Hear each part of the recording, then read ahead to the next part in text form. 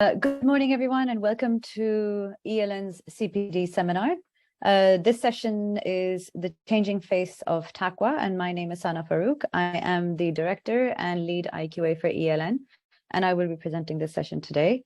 Welcome on board. Just a couple of ground rules to get started, so nothing complicated. Feel free to raise your hand, and or you can type your question in the chat. I do want to hear from you throughout the session, so please do participate whichever way you feel comfortable.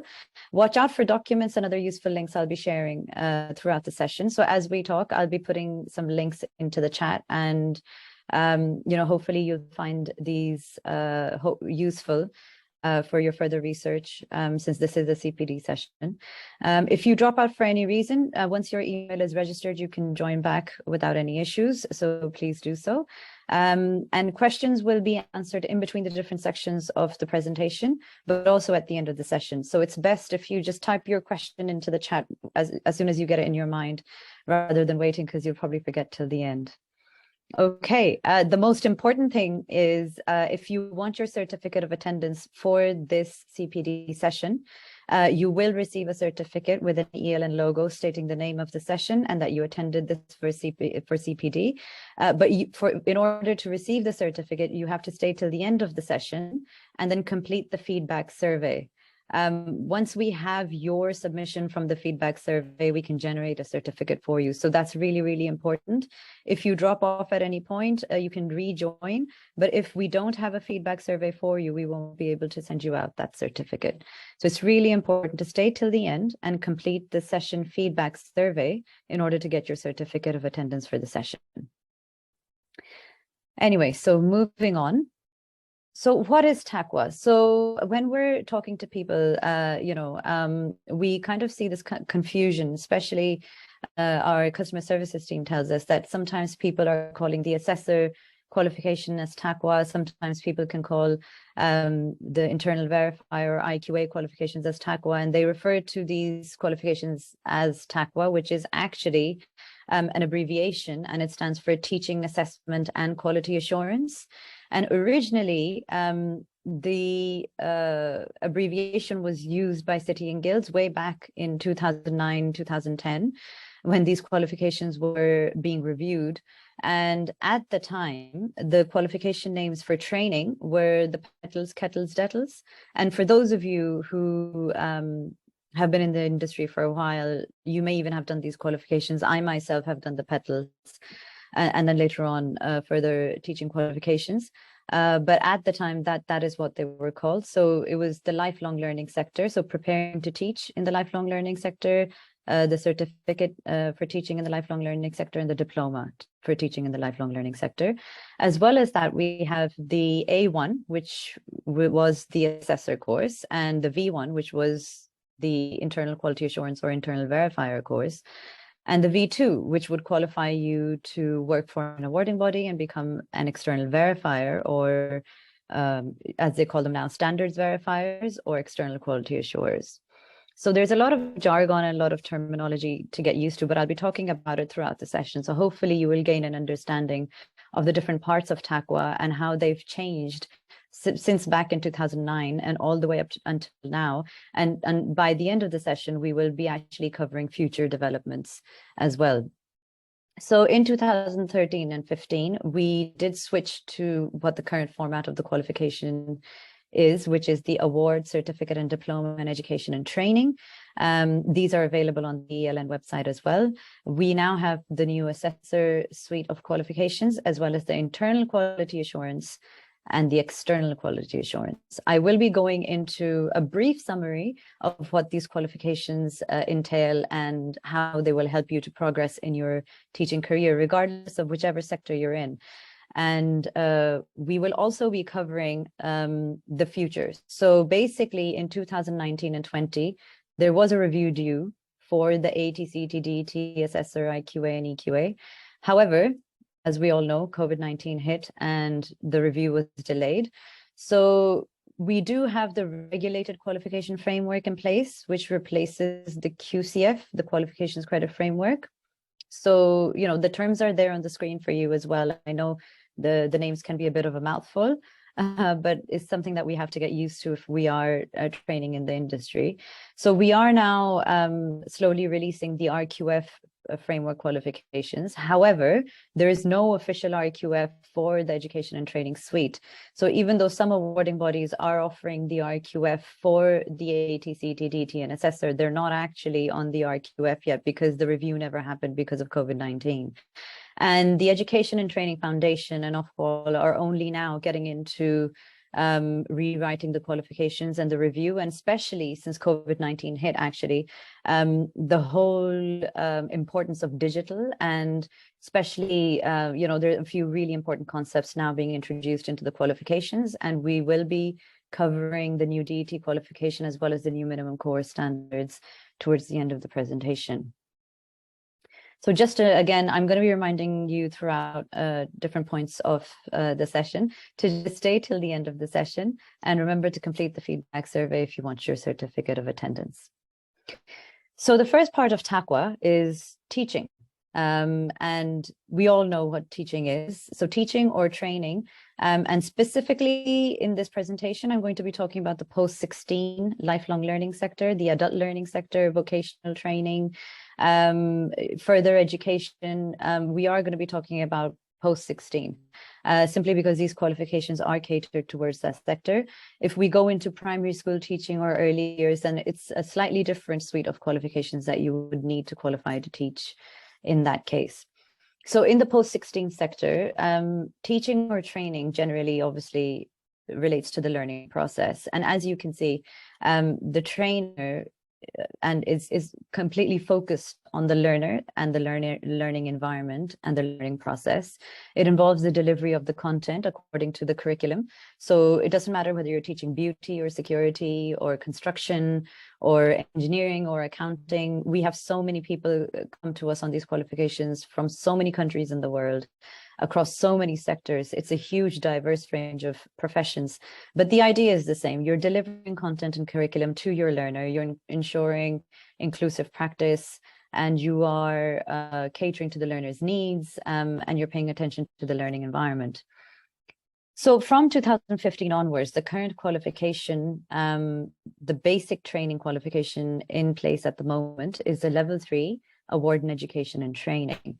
This is, you can say, a beginner qualification, in the sense that you don't need any previous experience of training, and you also don't need to be currently teaching or training anywhere, so you don't have to be employed as a trainer. So this is ideal for people who haven't yet started teaching in their industry, but would like to have some exposure to it. So it only requires a 15-minute micro teach, which you could do with friends or colleagues, you know, or even family if the members are over 16 years of age.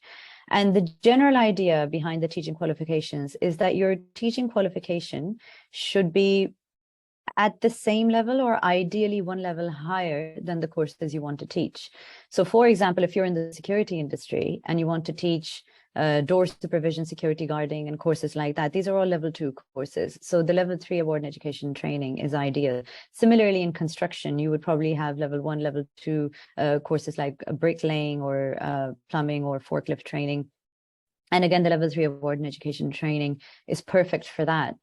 Similarly in beauty, so if you're doing any of the level 2 hairdressing or beauty courses, then the level 3 award in education training would probably be sufficient. But if you were to go on to the higher level training courses, for example, some of the cosmetic or aesthetics towards that side of beauty courses, you would need a higher level qualification like the level 4 certificate or the level 5 diploma in education and training. So the level 4 certificate is a slightly more advanced qualification, a bit more of a time commitment here. So while the award in education training, we give you 6 months, it can be completed in a couple of days. For the certificate, we give you a year. Most people do take about 3 to 6 months to complete the course. You would need 30 hours of actual teaching during the course, and we do need to observe you teaching for 3 one-hour sessions, roughly. And again, you can teach up to level 4 courses with the level 4 certificate.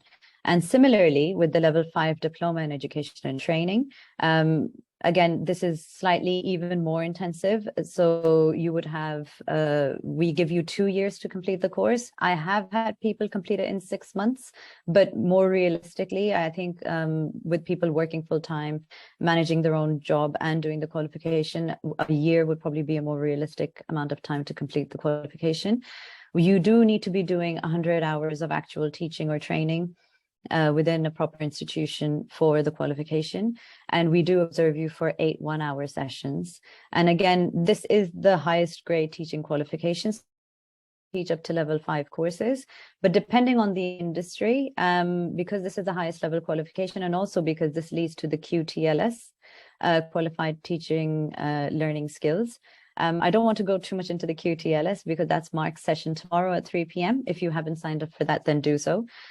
Mark will be talking about achieving your QTLS and how that relates to the level 5 diploma in education and training. But for now, I'm just focusing on the qualifications and themselves and how they're changing. So, you know, I mean, you don't need any prior experience of training for any of these qualifications. So you can go direct into the award, certificate, or diploma. You don't need to do them one after the other. It's not a pathway. It can be done that way. And they do have certain exemptions from one to the other. But yeah, so whatever you think fits into your career at the moment and whatever you can commit to in terms of time and money as well, because the costs can differ quite a lot. So our customer services teams are fully equipped to handle all your queries. And if needed, you don't need to be registered. We can always arrange, you know, a chat with a tutor before you actually register for the course. You can ask the more technical, specific questions about your industry or your current work commitments to see if you can actually do the course. So moving on from teaching, we come to the A, which is assessing. Assessing, as we know, is probably sometimes the trainer or the teacher could be doing the assessing themselves. Sometimes in certain scenarios, the assessor could be somebody different.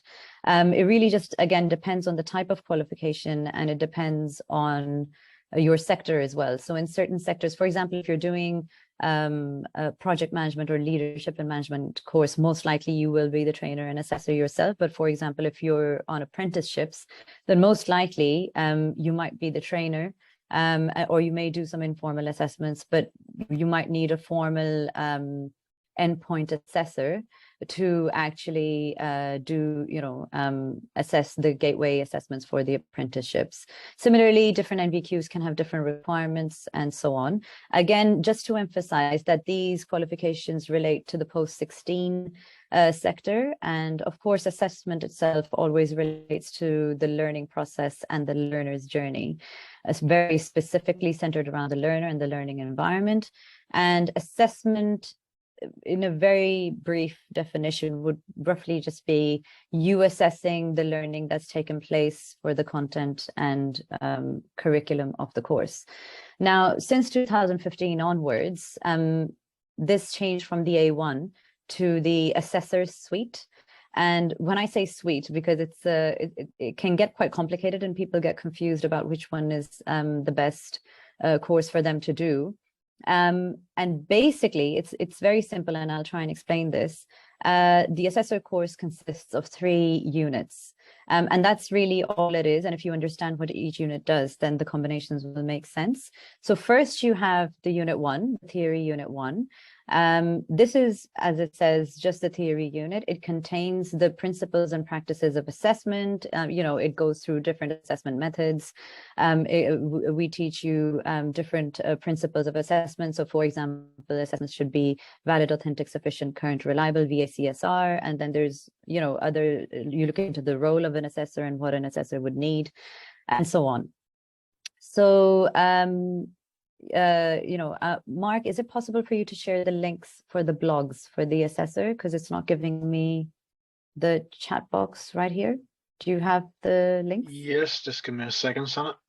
Brilliant. Thank you. So I'll just carry on. Sorry. And the teaching one as well, because I didn't know it wouldn't give me access to the chat immediately here. So you should get the links for the teaching qualifications, advice and guidance page, and also the assessor blog that explains what I'm saying in more detail. so it just clarifies it for you. So there you have the level 3 award in understanding the principles and practices of assessment. And if you add in the unit 2, that becomes the award in assessing competence in the work environment.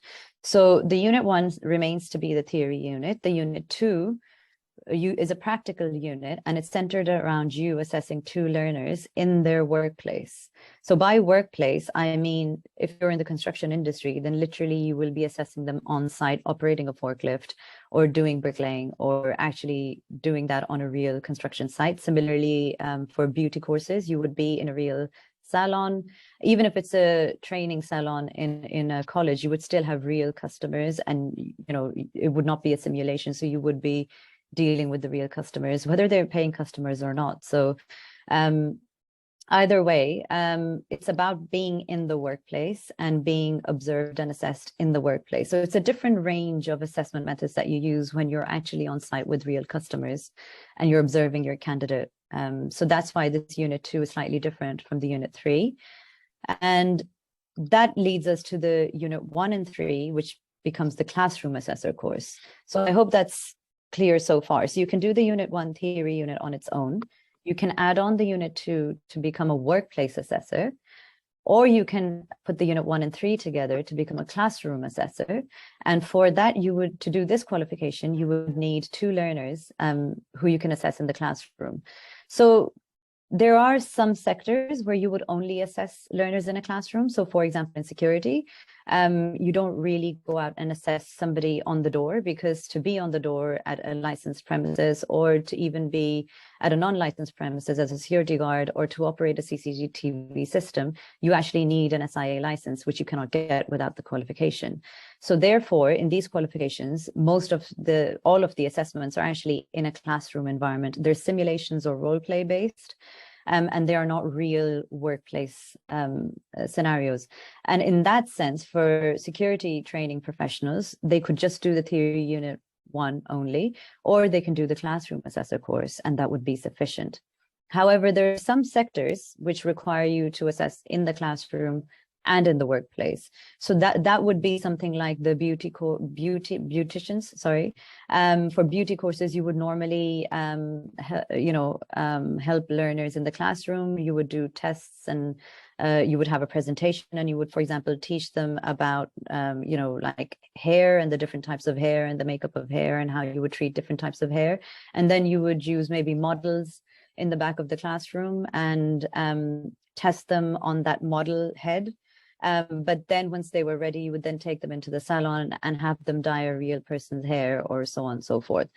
And so basically, in that sense, then it is a classroom and workplace environment both. So in that case, you would need to do the lead assessor qualification, which is a certificate in assessment.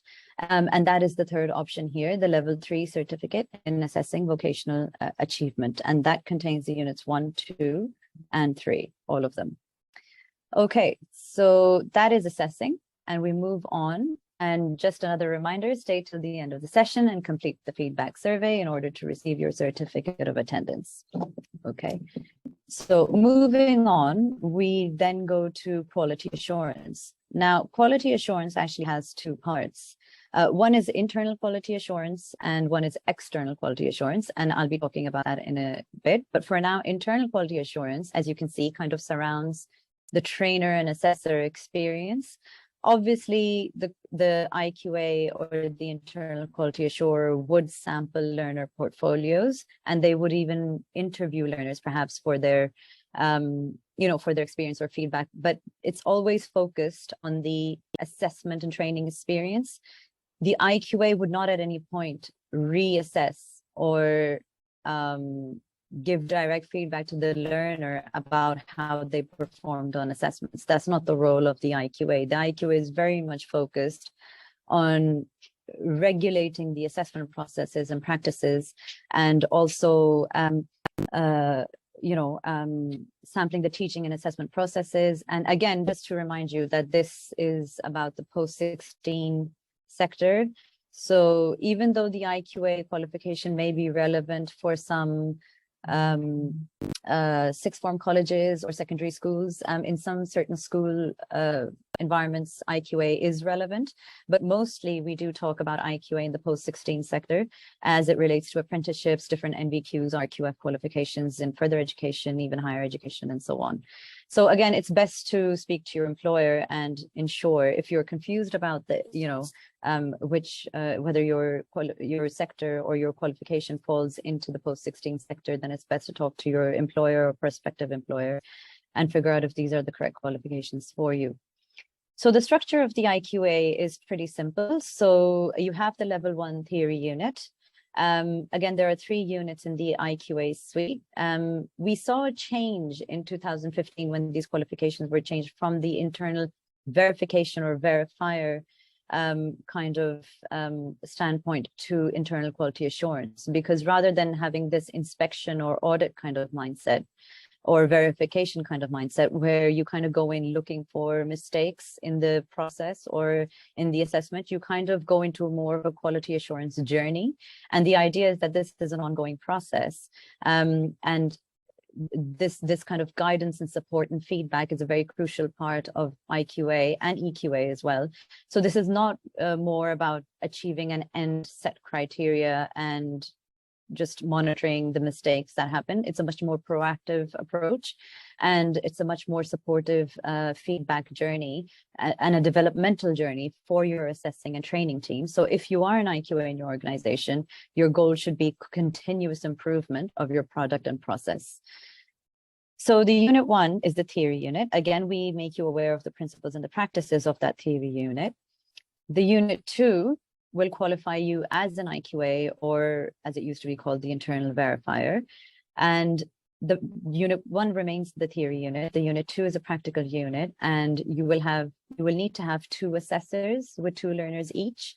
So you will need to have the workplace requirements in place for the qualification. So the 2 assessors should have 2 learners of their own, and you would be sampling their work.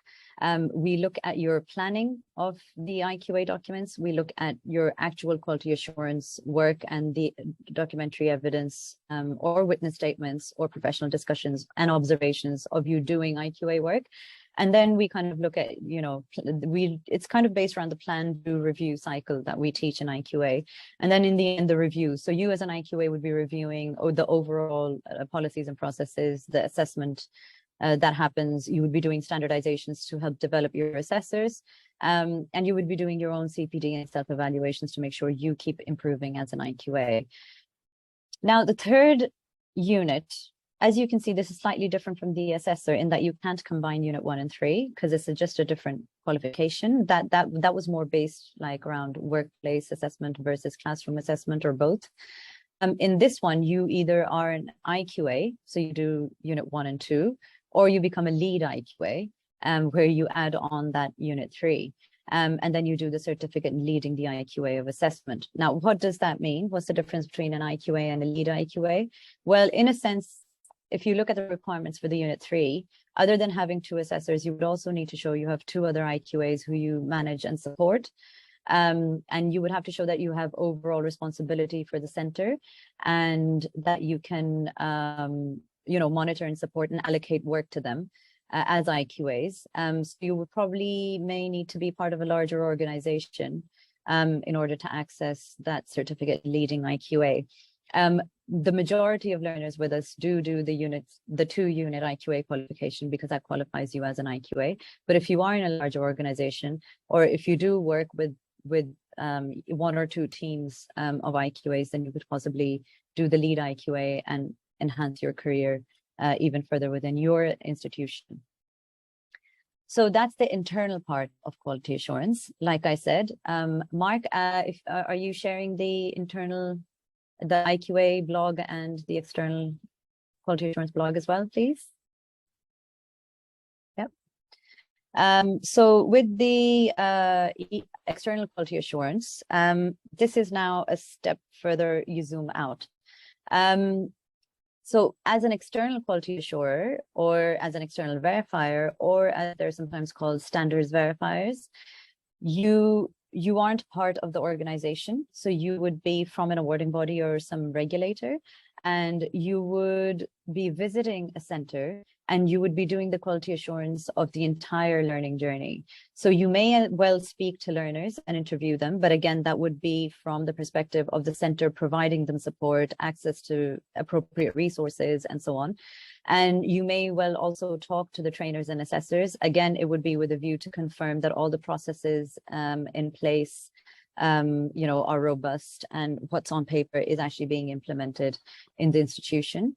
And you would be sampling the IQA work as well. So you kind of have this broader view of the center's policies, procedures, the internal quality assurance systems, as well as the training and assessment processes. And you would be helping the center. And again, this is with a view to support and develop the center rather than, trying to catch out somebody or kind of investigate somebody. So that kind of supportive and developmental aspect is really, really important in these new qualifications. So the external quality assurance qualification is pretty similar to the internal, actually. So we have the level 4 award in understanding the principles and practices of EQA. That's the theory only unit. You can add on the unit 2 and become an external verifier or standards verifier or external quality assurer. And at ELN, we offer both these combinations. So you can become a qualified EQA by doing these qualifications. Similar to the IQA, we do have a third unit. We don't currently provide it within ELN simply because normally when awarding bodies hire external verifiers, they would probably do their own training if they want to make them into lead or senior standards verifiers.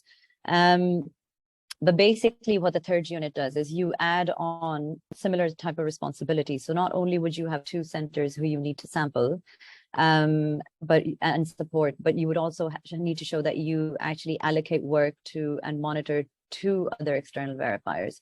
So it's quite a higher level qualification, not in the sense of the level of the framework, as in it's a level 4, but higher in the sense that you pretty much are at the kind of peak of your, your kind of education career. So I can see, thank you, Mark. You've been putting the links into the chats. So folks, if you haven't had a look yet, please go ahead and check the links in the chat. They'll be really helpful for any further reading and to explain further everything that I've been talking about in the session. Another reminder, so stay till the end and complete the feedback survey in order to get your CPD certificate of attendance. Okay, so we've been through the first 2 sections, and remember to keep typing your questions into the chat. So we're on to the last section now, and what we're now looking at, what we've covered so far is what the current state of the qualifications are, and now we're looking at the part where the reviews are due, and we're looking forward to the industry changes that are about to happen. So many of you would be actually, pretty familiar with the old minimum core. This came out roughly around 2004. It was slightly reviewed into, in the following years in 2007 and 2015, but there weren't any major changes to this. So basically, it's a very simple, kind of a format where you have 3 minimum core skills, literacy, numeracy, and ICT. And if we just look at them one by one, so literacy is, I have a question coming there. It's regarding the IQA, so I'll just take this after I finish talking about the minimum core. So in the minimum core, literacy relates in the UK to English. Obviously, bilingualism comes into our learners' needs, and also equality and diversity. So bilingualism is a certain consideration, and depending on your sector, you may well need to provide bilingual support. However, embedding literacy or language skills, specifically English skills within the UK, is really important, regardless of which sector that you actually teach in. And that roughly includes 4 things. So any literacy of any language includes reading, writing, speaking, and listening in that language. Then we have numeracy, Yep, there it is. Just so.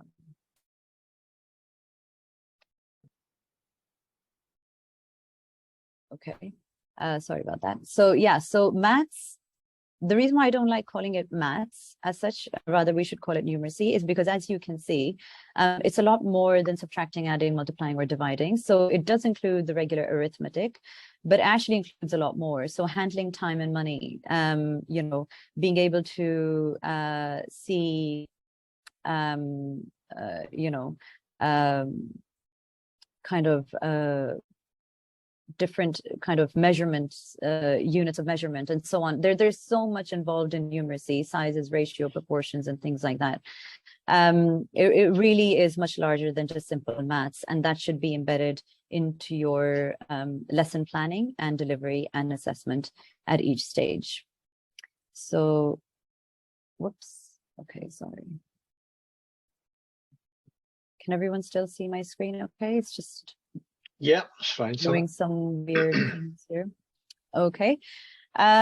So moving on. So, okay, sorry. And then we come to, can you see ICT on my screen?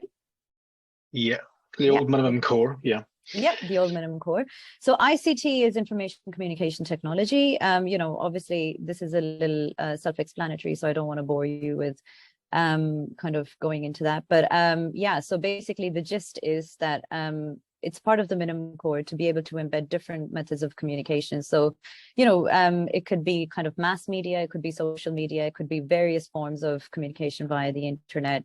But the thing is, obviously, this is very basic. And what happened during COVID-19, and especially the huge drive towards e-learning and online teaching, online assessing, and even online quality assurance, internal quality assurance, as well as a lot of you probably know, the awarding body visits and all of that was happening as well online. In fact, all our visits are actually still happening online because, for example, one of our awarding bodies is Pearson, and they've realized that, you know, having a visit online is just more cost effective and just easier, less travel required, you know, less of a time commitment for all parties involved. So there was this move and this requirement to kind of update the minimum core, especially considering the world where we live. And as you can see, the new minimum core is much larger and has you know, a lot more to it than just the basic numeracy, literacy, and ICT that we had before. So the first three are pretty similar. So we still have that focus on English, the language skills. We still have that focus on like maths and numeracy skills, and we still have the digital skills. It's a much broader version than just simply ICT. So digital could encompass a whole range of new technology that wouldn't have fallen under you know, I mean, there's all sorts of augmented reality, virtual reality. We have the metaverse. We have all sorts of social media and, you know, different ways that different social media is handling video. So, for example, Snapchat is different to TikTok, is different to Twitter, is different to Instagram, is different to Facebook. And we find that each of these, even though you may be thinking, how is social media relevant? But actually, if you are most likely training and assessing millennials or even Gen Z, it's really important for you to be savvy on those platforms yourself if you are going to relate to your learners, and how you can kind of adopt these approaches into your you know, planning and delivery and assessment. And that's what it's all about. But interestingly, we also see that we have equality, diversity, inclusion, EDI, now as part of the minimum core. And I think this was really needed. I mean, it's been a long time coming, especially in the world we live in, and especially looking at UK society and how cosmopolitan it is, and how many different cultures. And I know that any classroom that I walk into, there's so many different cultures and languages, so many different types of needs in that classroom, even in adult learning, that equality and diversity inclusion really is not something on the side that is nice to know. It really has to be embedded into every single step of your teaching, assessment, and IQA processes if it's going to be successful. So we do have CPD courses on equality, diversity, inclusion. We have numerous CPD courses on special educational needs, and we have some very specifically on, for example, ADHD, autism, or we have more general, like special educational needs ones. We have some that focus on physical and motor sensory skills. We have some that focus on emotional and behavioral problems. So there's a whole range. So if you just go to our website, eln.co.uk, we actually have at least, I think it's 6 or 7 different categories of CPD courses, and they range from social care to education and training to special needs, you know, all across the board. We even have CPD courses on equality. And we have a huge range of blogs and free resources on the website as well, if this is something that you'd like to research further. Now, the new minimum core document, Mark, is going to put a link to a Dropbox document into the chat. So this is the new minimum core guidance. There's no way, I don't think it's possible for us to share the actual PDF document, is it? In the chat, I think we can only post a link. I'll try, Sana, but certainly we can do that to whoever's attending if I get their email addresses. That isn't an issue. Yeah, so you can message Mark privately your email addresses if you have trouble downloading it from the Dropbox. But yeah, so I can't pretend that I can go into the whole minimum core right now in this session, because it's like a 40 pages plus document. And as you can see, it encompasses 5 different minimum core skills. The 5th one is sustainability. So what is sustainability? Sustainability is simply embedding an awareness in your learners of economic, social, and environmental sustainability. So we now live in a world where Gen Z and millennials, especially, you know, we have Greta Thunberg and we have really young people like her raising their voices for the climate. We're seeing how the climate to this day is affecting our world. And it's more about embedding an awareness in your learners, regardless of what sector you operate in, and regardless of the fact that you operate in the UK, whereas we do teach candidates all over the world. So it doesn't matter whether you're in the Middle East or in the UK or in America or in Asia. Basically, any contribution you make affects the rest of the world. So if you're adding to our environmental or economic, or crisis, then that is going to impact the rest of the world. And it's similarly, if the other parts of the world are not behaving in a sustainable way, that's going to impact you. So really, there's no getting away from it. And I really think that this is a brilliant addition to the new minimum core. And as you can see, each of these core skills has many subtopics. So planning, approaches to teaching, it's about embedding employability skills while teaching each of these skills. It's about giving subject and industry specific knowledge about these. So for example, if you're in the construction industry, how does the construction industry impact the environment and the economy?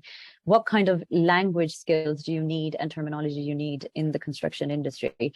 What kind of numeracy? So, measuring weights and distances and lengths and things like that, as well as, equality and diversity on the site. So what are the, how can you incorporate different cultures, different languages, different value systems on site and work effectively together?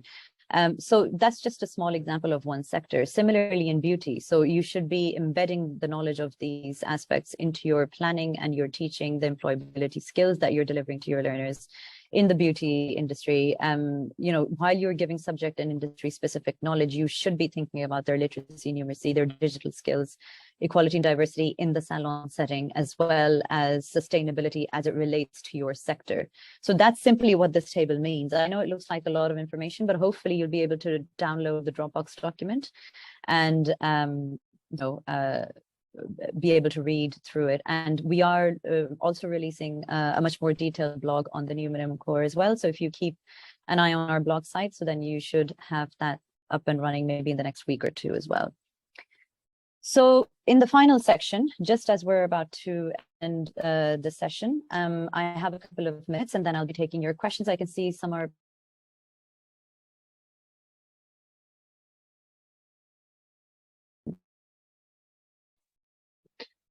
I think you froze there, Sana. I'm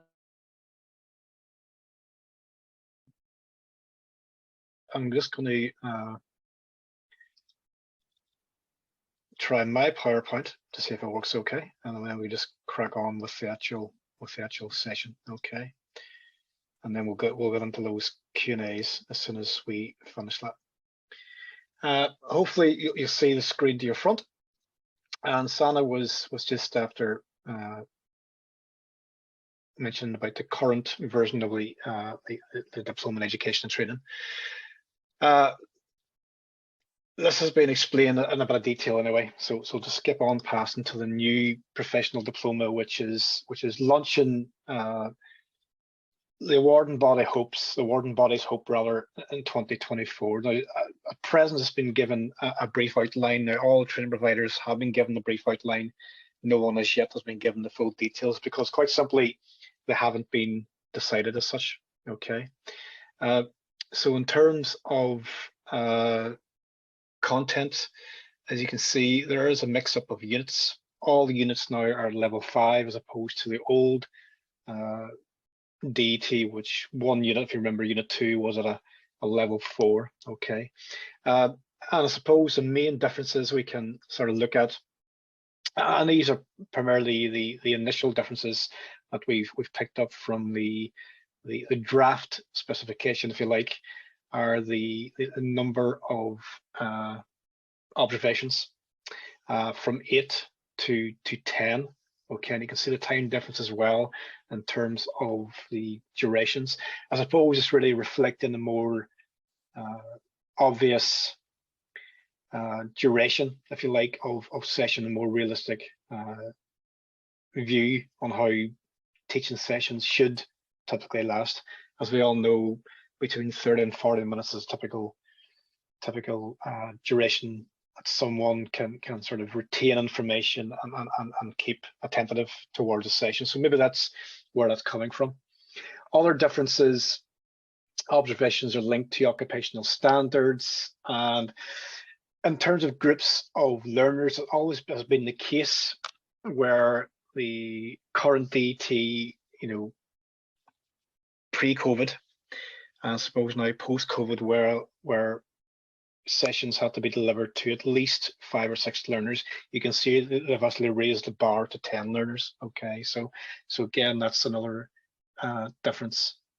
There's no APL as yet, okay, between the AET, CET, or DET, but there may be elements of DET, and it's just a personal opinion that may come into the new qualification. Okay, I'm sure, but again, we don't know until we're told by the awarding bodies. Optional units have not been confirmed as yet because the Education and Training Foundation have stated that it's up to the individual awarding bodies to choose whichever optional units will be used for the actual course.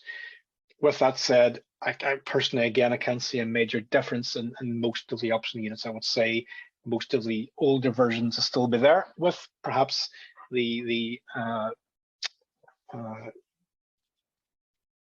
current new ones as well, maybe around new topics such as remote teaching. And again, this is only sort of surmising at this stage. Also, a pretty new one, a major one is 30-minute interviews by 2 qualified teachers, one from inside the organization and one external. Now, one that sounds like a big leap, not really, because most learners on the DET, have a mentor such within the organization, and that's 9 times out of 10 they are actually a current teacher. So again, that interview could be conducted by a mentor. External could be a member of ELN, for example, because those who teach the DET are qualified teachers in their own right. Okay, so it's not a major jump as such. Entry criteria, again, same as before: degree or professional qualification, i.e. professional qualification, whatever specialism sector that they're actually teaching in. Okay, but again, these differences will be confirmed at a later time, once we know, of course. So what we covered today, what is TAQA? We went through all the different qualifications which TAQA comes under in terms of the teaching, assessment, and quality assurance. We've given an overview of what these qualifications contain, and of course the courses that you see here The newer versions, of course, are the ones that we actually deliver and deliver quite well. We've got a fantastic LMS which we use to help learners and aid learners in the completion of those qualifications. And finally, it's worth mentioning other elements in terms of COVID. I mean, the current adaptations to certain qualifications have by and large remained in place, but that will, you know, change very soon. Okay, and those adaptations relate to whether learners can use remote or remote delivery, remote observations throughout their assessing teaching qualifications and quality assurance qualifications or not. So again, we're waiting for advice and guidance from the Education and Training Foundation, then the award body, who will let us know. Okay, again, just to confirm that the new DET qualification is set for release September 2024, but of course the specification will be available a lot sooner than that. Okay, and finally, the new minimum course standards have been introduced September 2022, which are slowly filtering into learning materials and people's understanding. And again, there's differences yet, but there's not, you know, there are additions as opposed to complete changes. Okay. Right, so that's the questions. Okay, and let's have a look at the questions and see what we have here. So the first question I'll go to is, do you have to complete internal quality assurance qualification before doing EQA? Ideally, yes. Ideally, it is a case that you should have some form of experience or indeed qualification and experience as an IQA to be able to complete the role of an EQA. Now, with that said, if you have perhaps experience of the IQA role, you perhaps don't have a formal qualification as yet. There's nothing wrong with doing the qualifications concurrently with the EQA qualification. I mean, we do offer the Unit 1 knowledge only qualification in EQA, which surprisingly a lot of centre managers, centre admin staff do, centre contacts as they're called within the external quality assurance process. And they do it because they want to have a better understanding of actual you know, EQA. And that's what they do first. It's not only practicing EQA to do the qualification, it's also non-practicing people who want to know more about it. But listen, every situation is different. So if you are interested, you haven't necessarily done any IQA work, certainly we can arrange a call, arrange a chat, and we can go through your case and advise you more so and take it from there. Because the last thing I want to do is give you a course that you shouldn't be on in terms of it's not what you want, not the direction you want to go on, or perhaps you won't be able to meet the requirements. Okay, so that's quite easily remedied by scheduling a one-to-one chat. Someone's chatting, can they chat to a tutor? Yes, at any stage throughout, you know, prior to you joining a course, register for a course, or indeed when you're on a course, you've got full access to your tutors Monday to Friday, and again, that can be quite easily arranged. You just need to get in touch, if not registered on the course, with info@eln.co.uk, which you see on the screen, and they will put you in contact with the relevant tutor of the relevant qualification that you want to, you know, discuss. And again, it's a no pressurized, no sales pitch when you get chatting to the tutor. Let's simply discuss and let you know perhaps what your best options are and advise you the best they can. I'm not going to tell you what to do, of course, that's your decision ultimately, but they will advise and guide you on what to do. Packages. So someone was asked here about package offers for linked courses. So certainly, yes, this has been one that's been quite popular within the last few months, especially within the security industry. From the 1st of October of this year, the security industry required tutors, assessors, IQAs to have certain assessing, teaching, and quality assurance qualifications, and that includes the level 3 delivery of conflict management as well. So all those particular courses, we do offer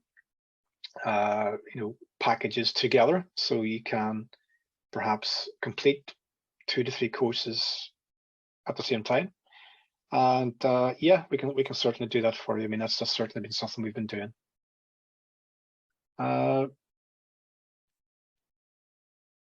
Yeah, so in terms of CPD, so on our website, as again you see in the screen, www.eln.co.uk,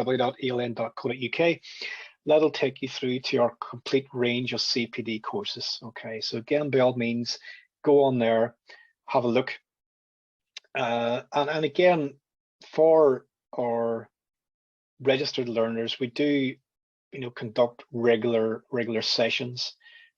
We fully intend to launch regular podcasts within the next few weeks, and those podcasts will be based around a number of different subjects, such as changes to TAQA, which you covered today, QTLS, which Sana mentioned earlier, and other various subjects around assessment, quality assurance, and teaching. Okay, and including, surprisingly, perhaps for some people, mental health, and how it impacts the teacher, assessor, quality assurer. Okay, so please keep an eye. We do advertise quite regularly on LinkedIn, on Facebook, and obviously on our website as well.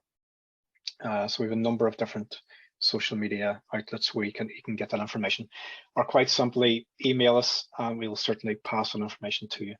Okay, so thank you very much indeed for joining the session today. I hope you found it useful. I hope you found it interesting. And if you do have any further questions following on from the session, please do get in touch.